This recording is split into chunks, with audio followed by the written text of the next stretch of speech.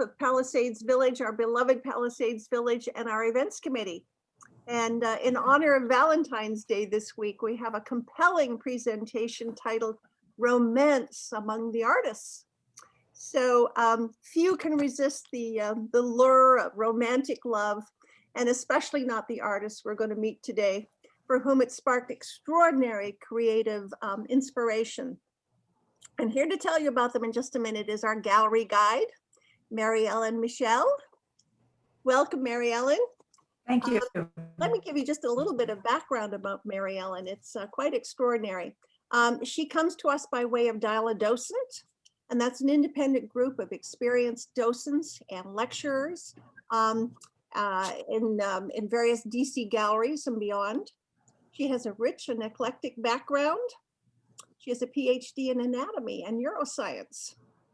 She has 30 years in a career as a health science administrator at the NIH.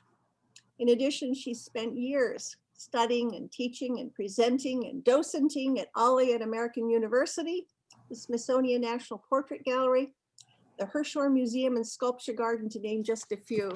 So please join me in welcoming our esteemed guest and our gallery guide, Mary Ellen Michel. Welcome.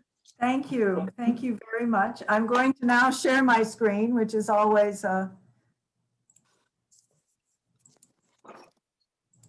there we go.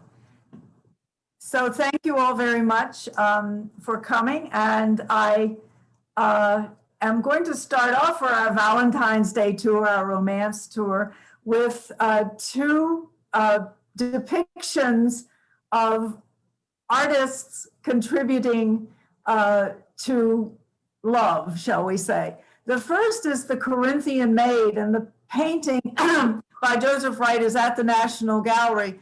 But the story is that the Corinthian Maid developed portraiture. Her lover was going off to war, and she wanted a remembrance, so she traced his shadow on the wall. So the Corinthian Maid, in an act of love, developed portraiture. Of course, I think most of us know the story of Pygmalion and Galatea. And Pygmalion was a sculptor and fell in love with his beautiful statue in ivory of a woman.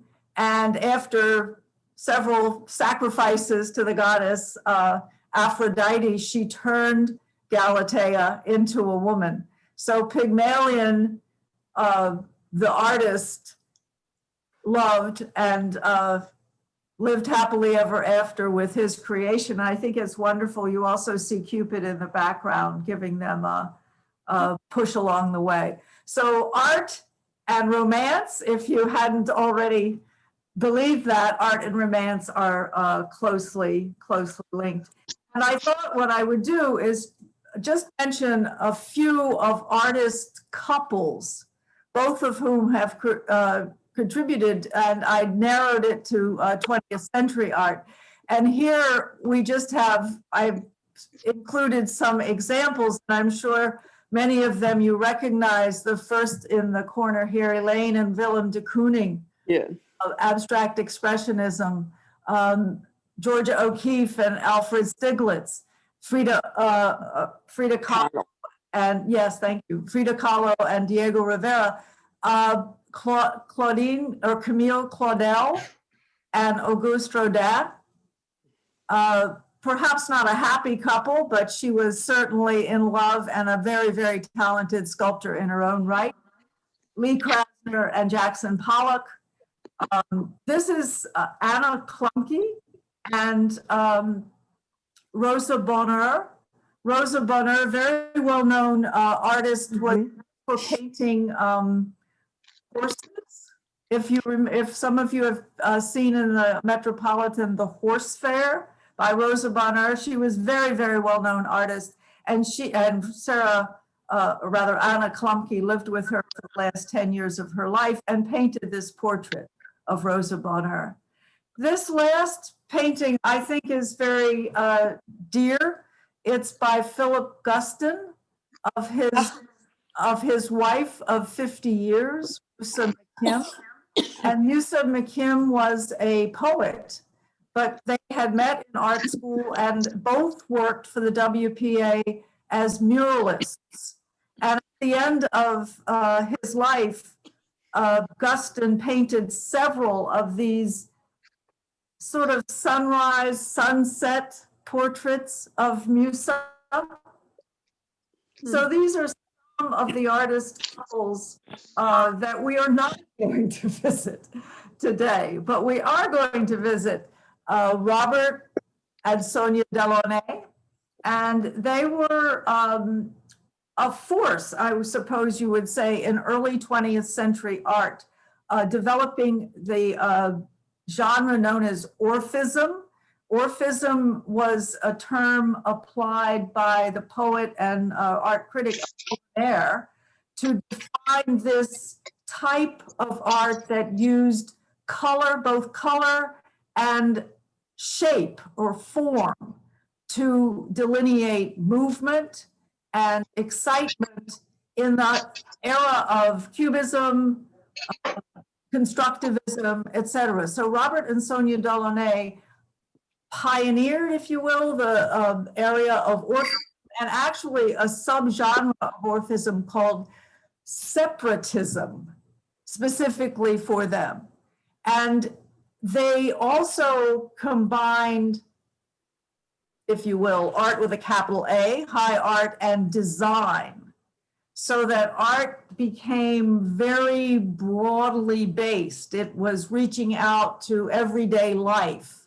So good design, beautiful color, Art Deco, Art Nouveau, all these movements were part of this era, and Robert and Sonia Delaunay contributed to that. You see here the hearts with the both the color and the form contributing to the sense of movement. Robert Delaunay started his career in Paris. He was a member of the group of divisionists, and you see down here the Passage au Disque, where the artist, pointillism, right, is a divisionist genre. And you see the various individual colors that, when placed together, create you're seeing movement and seeing areas of, perhaps this is a seascape with areas of foliage here, and then the sky. Robert Delaunay was very, he painted often circular forms. You see here circular forms from the Guggenheim. But what most, to me, comes through with these paintings is the sense of movement. And movement, dynamism, etc. He painted many series. Circular forms was one, and there was a whole series of Eiffel Tower paintings. This one from the Hirshhorn, where these blocks of color, it's almost like mosaic, but it gives a sense, again, of movement, but almost of like a prism breaking light into various colors. Again, what that would evoke to a person, movement, dynamism, et cetera, et cetera. So the Delaunays met in Paris in 1908 and spent the war years, World War I, in Spain and Portugal, traveled and came back to Paris. Robert Delaunay perhaps was best known as an artist with a capital A artist, and Sonia more as the design. However, both of them designed for the Ballet Russe. Sonia designed the costumes, Robert designed sets. They were asked by France to create the pavilions for the 1937 Expo, pavilions dedicated to aviation, to travel, again, movement, travel. And Sonia particularly was known for design of clothing and fabric.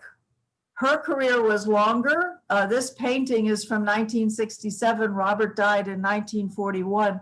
But Sonia remarked that in Robert Delaunay, I found a poet who worked not with words, but with color. Mm. The statement is, I think, very interesting because it makes us realize that artists in the visual arts were part of a very large movement of artists that included poets, included musicians, included film. They designed also sets for film as well as for theater. Sonia wore her designs. So she walked the walk as well as talked the talk. She had a dress that she particularly wore when they went out to the dance theater. Her dress simultané to again show that art was not something to hang on the wall and forget. All you artists out there, hang on the wall and forget, but it's very much a part of your existence. So are the Delaunays, known in the field of Orphism, but also bringing art into everyday life. Sonia's clientele, international clientele, very, very well known. Another couple, Barbara Hepworth, Dame Barbara Hepworth and Ben Nicholson. Barbara Hepworth known as a sculptor, and Ben Nicholson as an artist. And they are credited with bringing modern art or international art into Britain. And you can see over here the hearts representing contributions each of them made. And Barbara Hepworth was very, very well known as a hands-on artist, direct carving, where the sculptor actually took the chisel and went up to the wood or to the stone and carved rather than using coordinates, et cetera, et cetera. So direct carving, Barbara Hepworth, and she wanted to bring the sculpture into the environment. So whether it was inside or outside, she wanted there to be interaction of the sculpture with its surroundings. So she was one of the first to use these apertures or holes in the sculpture so that the viewer could fully interact and see the sculpture in relation to the environment it was in and the viewer's relation to the sculpture. Ben Nicholson, you see him in this very, as I said, they were known as very international artists, very much involved with what was going on the continent. And here he, in his posed photograph with his beret looking very dramatic as the artist in his studio, et cetera, et cetera. And he was very well known for using mechanical or instruments to very precisely measure how he would put shapes together. So the white square would be a certain size versus another sky. Very much like Mondrian, and they were influenced both by the cubists in Paris as well as Mondrian and the Bauhaus, of putting shapes together. So that was Ben Nicholson and Barbara Hepworth together. You see here a Barbara Hepworth sculpture. In her later work, she used bronze, moved into bronze, and how she wanted the sculpture particularly to fit into the environment and the openness of the sculpture. And it is often described in terms of human interactions. And I've heard docents and viewers say it looks like a couple perhaps embracing, or like perhaps a mother and child. But this openness of the form itself allows you, I mean, I'm a neuroscientist, it allows your brain to make the anthropomorphic shapes.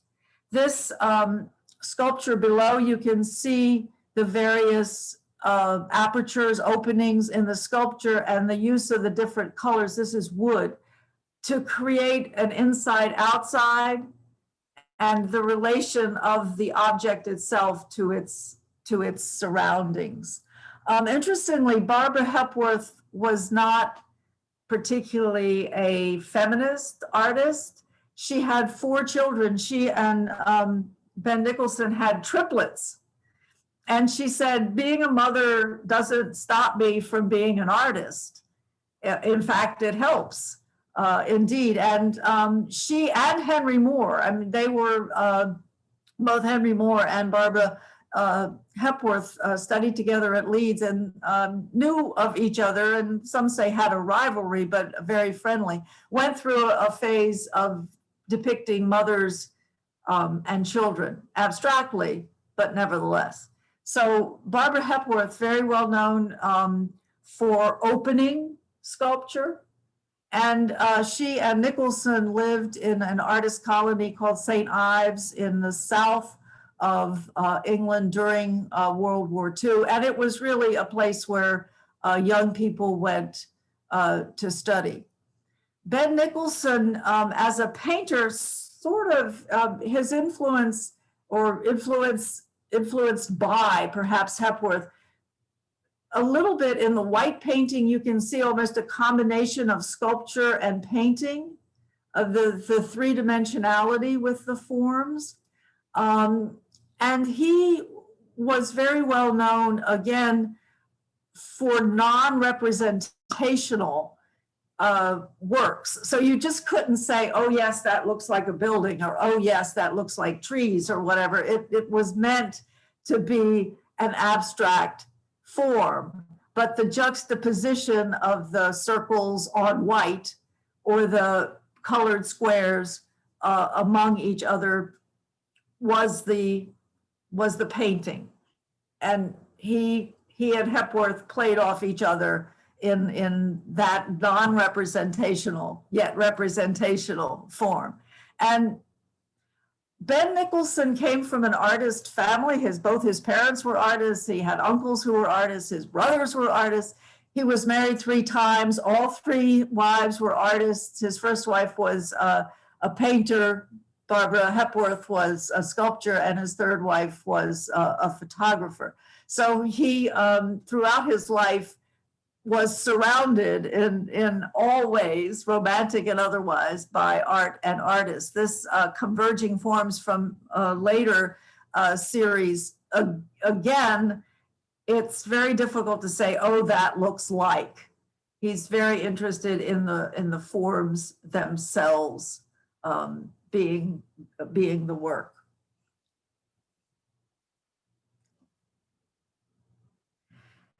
So abstract expressionism came to a head, perhaps, with the affair, 25-year affair between Joan Mitchell and Jean-Paul Riopelle.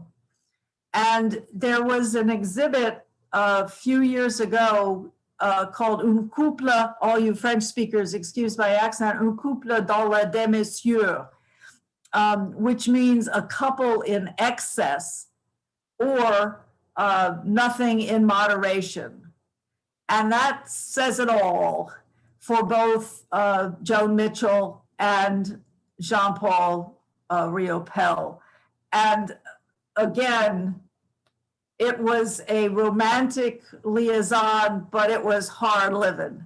And what the exhibit showed over 25 years, both of them went into the relationship as up and coming. They weren't quite well established yet, but it was clear that they were going to be leaders. And Riopelle was very well known in the 55, I think, was the time when they started their affair. And Joan Mitchell was known among the 9th Street artists in New York City as a practitioner of abstract expressionism. Riopelle, the perhaps premier practitioner of what was called in Europe art informel, which again was a type of abstract expressionism. So Joan Mitchell was a debutante from a WASP debutante, she described herself, from Chicago. They lived in a penthouse apartment looking over Lake Michigan. And part of her practice, of her art practice, was an appreciation for nature and a memory of nature, but not only, especially water. So I think about Lake Michigan, all those years looking out over Lake Michigan. But she writes that not only does she remember the scene itself, but how the scene made her feel, which is abstract expressionism. So with abstract, you're supposed, the artists want to show what they feel. Again, it's not a figurative painting, it is what the feeling is. And interestingly, Joan Mitchell was a competitive ice skater. She had a very, shall we say, difficult relationship with her father. Her father she never did anything right. He was always criticizing her. So she finished, I think, 4th in the national competition, the ice skating competition. She finished 4th. So she didn't get any national prizes, but she was that good. And she describes the paintings such as Cercando and Ago, which is in the Hirshhorn collection, with these slashing brushstrokes, as reminding her of ice skating, of the patterns the ice skates made in the ice. In her later practice, as I said, hard living was part of Joan Mitchell's life. She was quite a drinker. And she and Riopelle, oh my God, they would get, so anyway, be that as it may. And the photograph you see, Joan Mitchell with Franz Klein is on our left, or on our right rather, and Norman Blum on our left. And that's at the Cedar Bar. So there were many, many, many, many, many nights at the Cedar Bar knocking them back. And she basically ran off to Paris. Again, she was a debutante. She didn't have to worry about money. She went off to Paris to avoid a love affair. And who did she meet? She met Jean-Paul Riopelle, who basically said, tonight I will teach you to make love, and tomorrow I will teach you to paint. And, you know, you could just see Joan Mitchell saying, okay, buddy, bring it on. But in her later years, she had an estate really in Paris called Verteuil, outside Paris. And she painted these enormous canvases. These are what, 78 by 110 inches each. And again, this particular painting, which is in the National Gallery, is overlooking the Seine River. And again, it's evoking how that view made her feel. As I said, Jean-Paul Riopelle, at the time they met, was the more well-known artist, art informel. And this painting, which is more typical of his works of that period, is in the Hirshhorn, and it reminds me very much of a Pollock sort of drip painting. And he did drip and, you know, fling paint, et cetera, on the canvas. But you can notice here how layered it is, how deep what paint is on the canvas. I mean, really, you could measure it in like inches. So it's not only emotion or the violence of the throwing the paint onto the canvas, but the depth and how the paint then reflected light. So it sort of reminds me, all of you artists out there, of Nicholson, of combining a bit sculpture and painting just by the use of the material paint. Riopelle was extremely prolific. He had more than 6,000 works of art, I think 2,000 paintings. He also did sculpture. This little bronze, it's like a desktop size bronze, is in the collection at the Hirshhorn. So he also did, and internationally known. He and Joan Mitchell were lovers for 25 years. And the reason it lasted so long, perhaps, was that they didn't actually live together. They had daily interactions and they had separate studio space, but they weren't actually in the same household. But eventually the relationship was on and off. Eventually they broke up. And Joan Mitchell died before Riopelle.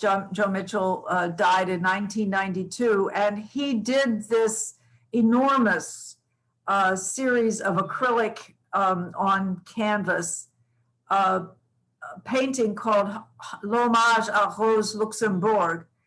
It's in Quebec, and his original style was more surreal. And to me, this painting, L'Hommage, which is believed to be an homage to Joan Mitchell, citing their relationship over the years. And to me, it's quite evocative with the use of birds.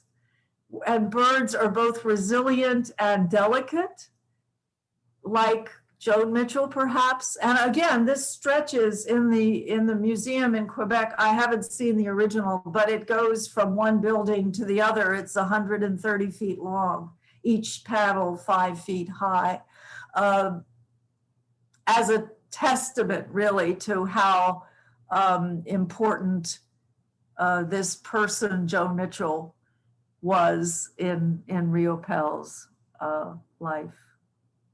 Magnificent work. So Klaus Oldenburg, I hope you can see the words underneath. Are you sharing your screen? Klaus Oldenburg and Kruser van Bruggen. So we've had art informel, expressionism, et cetera, et cetera. Now the art world is moving to the next step.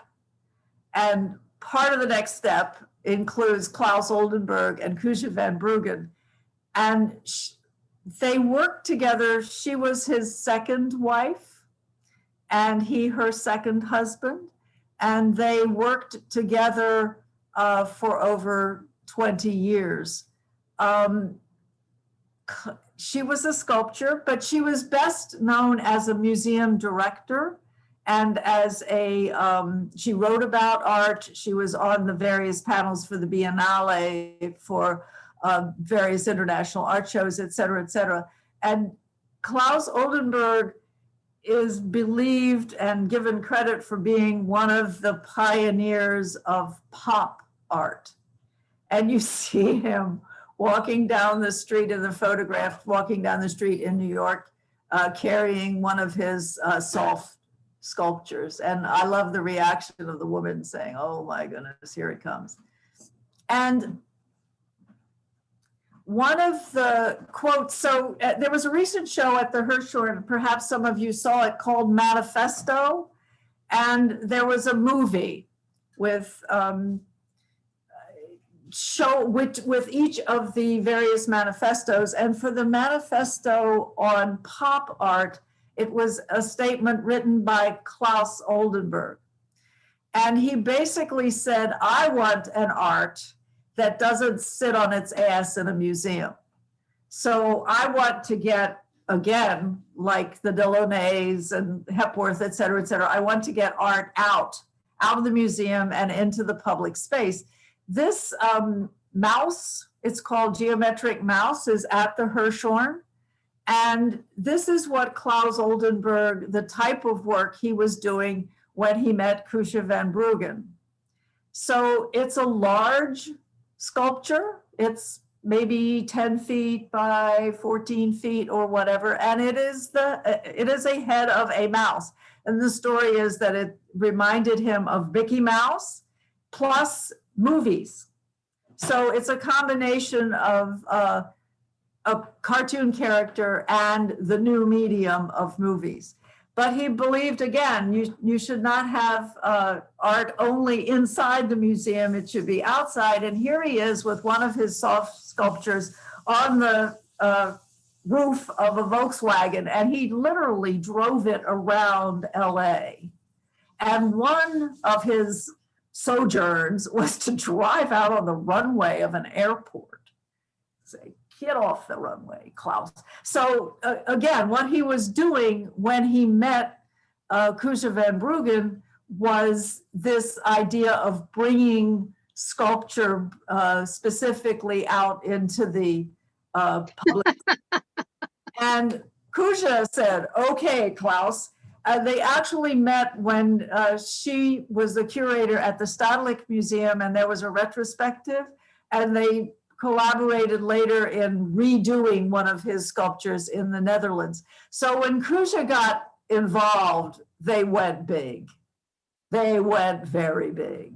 And the commissions, here you see the spoon bridge, which is at the Minneapolis Sculpture Garden. And the ice cream cone dropped on the top of the building is a department store, basically in Cologne. And both of them were very much involved in performance art. Kusha as a member of a museum, what's happening now, and Klaus Oldenburg walking around New York with his tube, that performance was very much a part of communication in the art world at this particular time. And they developed Knife Ship as part of the Biennale. I believe it was maybe 1984, but it was basically a Swiss Army knife, and it moved, and it floated on one of the canals in front of the Arsenale in Venice. So it's fun, and it is very evocative. So in the Arsenale, the Venetians of the time were known as shipbuilders, warships built in the Arsenale. And here is this Swiss Army knife, the kind of anti-militaristic device, floating up and down in front of the Arsenale. So Kusha and Klaus Oldenburg, partners for many years, bringing art into the public space, but in a way that it's not heavy duty or oh my God, it's art. It's fun. It's fun, and it invites engagement. Robert Rash, so the nails, or I would say the nails on the coffin of abstract art, perhaps, the pop artists, and among them, Robert Rauschenberg and Jasper Johns were a couple for a very, maybe 5 or 6 years in the late 50s and early 60s. But again, bringing the art world into the world, the natural world. And Robert Rauschenberg, I don't know why I'm smiling, they just make me happy. Robert Rauschenberg, look at that face, what a happy guy he was. Robert Rauschenberg was born Milton Ernest Rauschenberg. Jasper Johns was Jasper Johns from beginning to end. And Robert, both of them were born in the South. Rauschenberg in Texas, and Jasper Johns, I think, was born in Georgia, but raised in South Carolina. They both were in the Army, although Rauschenberg sort of talked himself out of going to Korea. Jasper Johns spent time in Japan during the Korean War, and Rauschenberg was in the medical corps in San Diego, where for the first time he went to a museum and saw an oil painting and said to himself, that's for me. And studied art at Kansas, went to Paris. He married Susan Weil. They met in Paris. They went to Black Mountain in North Carolina. And Rauschenberg was always the class clown or whatever. He studied with Albers. And he said, I was everything Albers wasn't. Albers was very precise and very structured. And Rauschenberg was like, yeah. And he married Susan Weil. They had a child and they were divorced. It was a very short marriage. He had affairs with Cy Twombly and Jasper Johns. And this is a wonderful class photograph. Leo Castelli was one of the premier gallery owners in New York in this period of the 50s. And you see Jasper Johns and Rauschenberg were two of the artists that Castelli showed. This is Klaus Oldenburg. This is Andy Warhol, Dan Flavin, Ellsworth Kelly. So these were the artists that were moving out, away from abstract expressionism, and Rauschenberg and Jasper Johns were on that edge. And as I said, Robert Rauschenberg was one of the artists, certainly not the first, but certainly with a vengeance, to use found objects as part of his practice. He was known for collage, and you see in the portrait of Deng Xiaoping, which is in the portrait gallery, as a matter of fact, he has included scissors, cutting a red ribbon. Does that mean opening China? It's wonderful, but you don't necessarily, it's fun.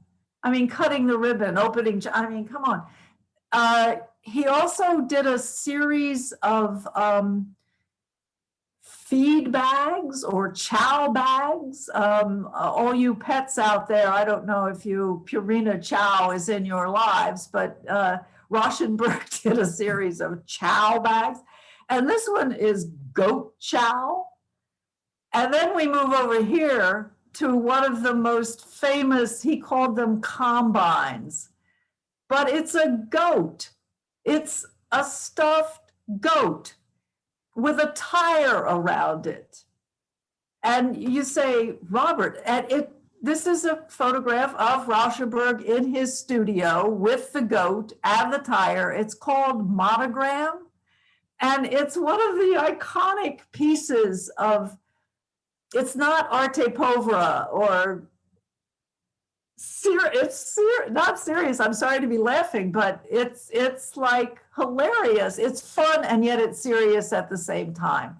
So when he kept this goat, which he found in a secondhand furniture store. He would roam around New York literally picking things out of garbage cans and bringing them back. You see a chicken back here. There's a famous painting he did with an eagle. He got in trouble. It was a golden eagle. It's like, what are you doing with that golden eagle?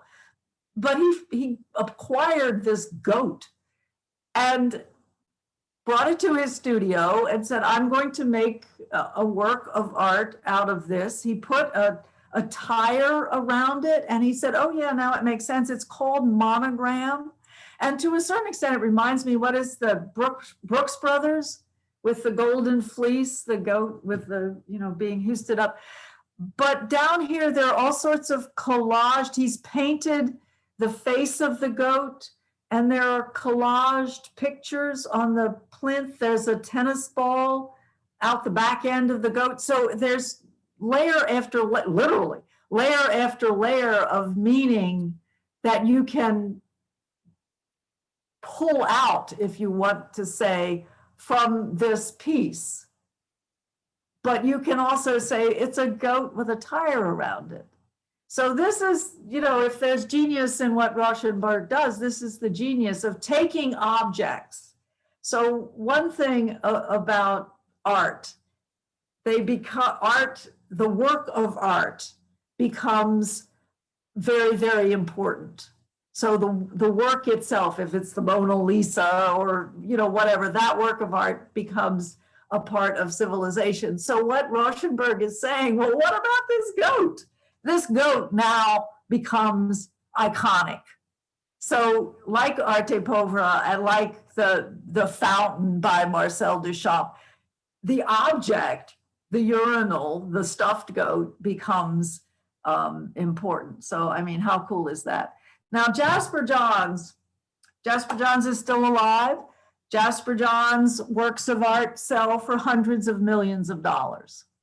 He's one of the most successful artists. And if we go back to Leo Castelli, the story is that Leo Castelli came to visit Rauschenberg.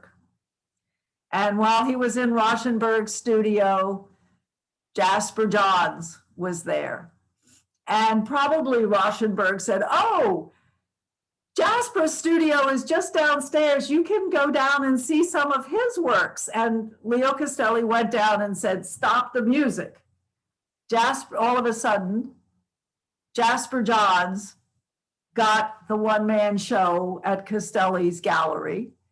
MoMA bought 4 paintings from Jasper Johns from that show. So it's kind of the, you know, I was in the chorus and then all of a sudden I got to go on. Jasper Johns was literally discovered in Robert Rauschenberg's studio. And Jasper Johns' approach, allegedly, a quote from Jasper Johns is, take something, do something to it, and repeat.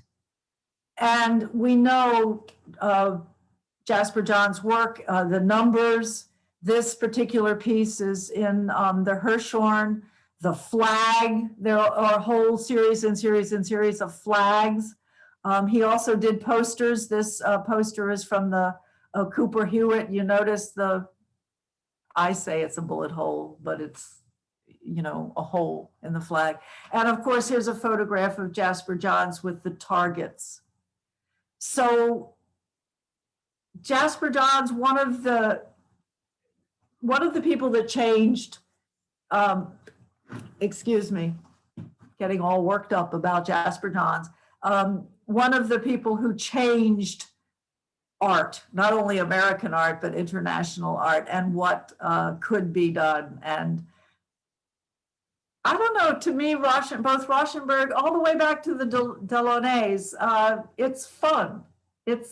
And certainly Kuja and Klaus Oldenburg. So I think the romantics among the artists have improved certainly my appreciation of how moving art is and how wonderful it is and how a part of our everyday life it is. And here are some love stamps, which is art from the post office.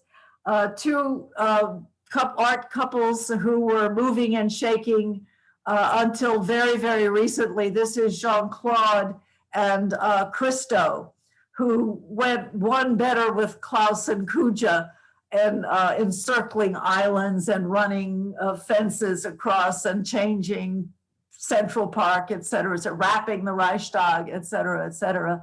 And this is Marina Abramovich and Ule, and they were a couple for many years in performance art. So again, exploring couples and love in art. So thank you all very much. I'll stop sharing and look forward to your discussion. That was wonderful.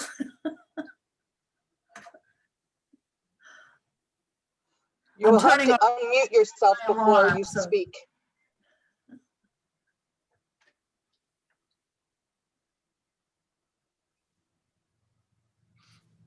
So BJ, I want to hear from an artist. I just say that was wonderful. I loved every bit of it and learned a lot that I didn't know about.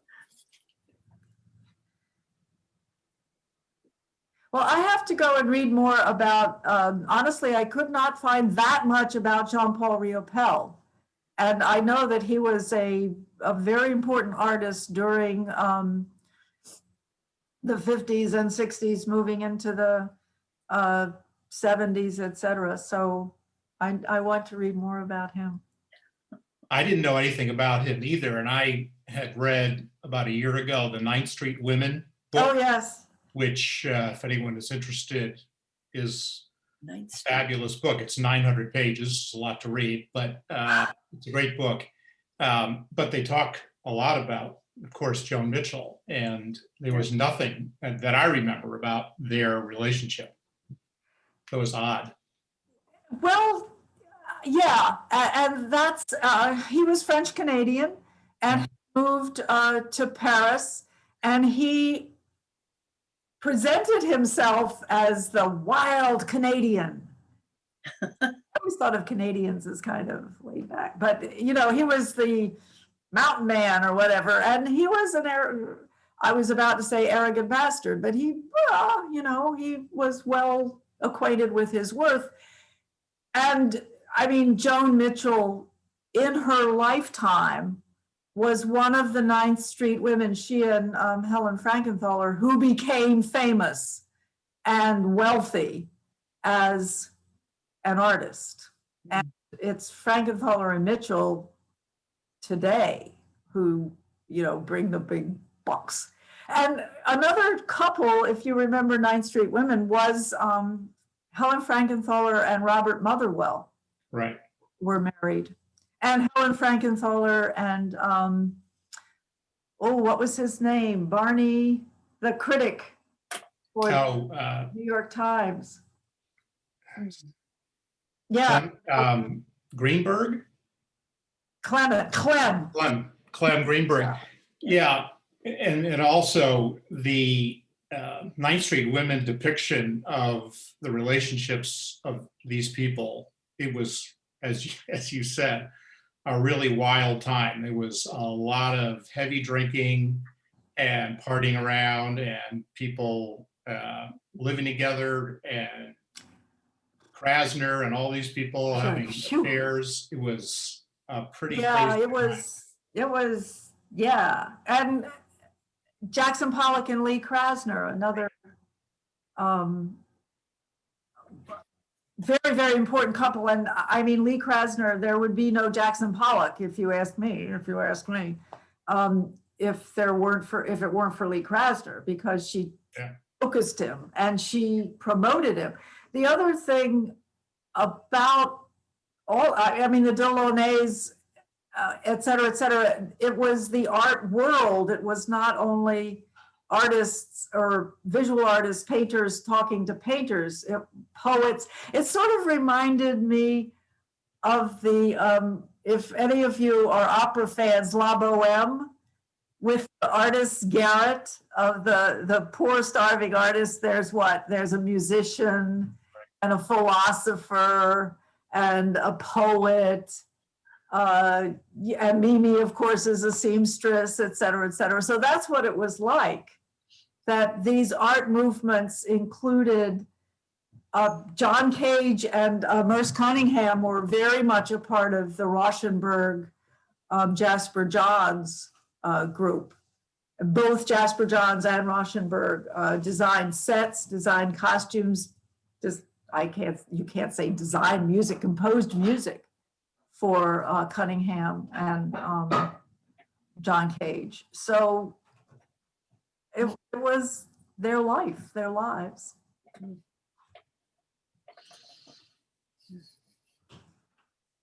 But thank you for wanting a Valentine's tour. It was fun finding all of these couples. Yeah, thank you for finding them. It was wonderful. Yeah, it was a great presentation. Thanks so much for your time. Thank you. That was My well pleasure, put my together. pleasure. And don't forget Docent. I mean, I'm available anytime. As I said, I also do portrait gallery tours, and the portrait gallery is now doing Zoom tours. So you can request tours from the portrait gallery. I'm happy to be a liaison if you wish. And Docent, they have everybody has a different story. You know, you could do the same. If you signed up for a tour of abstract art, every one of the docents would do a slightly different twist on it. Well, I would recommend Dial the Docent. Before this one, I got a message, e-newsletter from Palisades Village, and my wife and I signed up with Raluca, Oh, yes. and she was great. And we did a Dial the Docent last week, and we'll probably do one every couple weeks. It's really an Fantastic. amazing program. So thanks for doing that.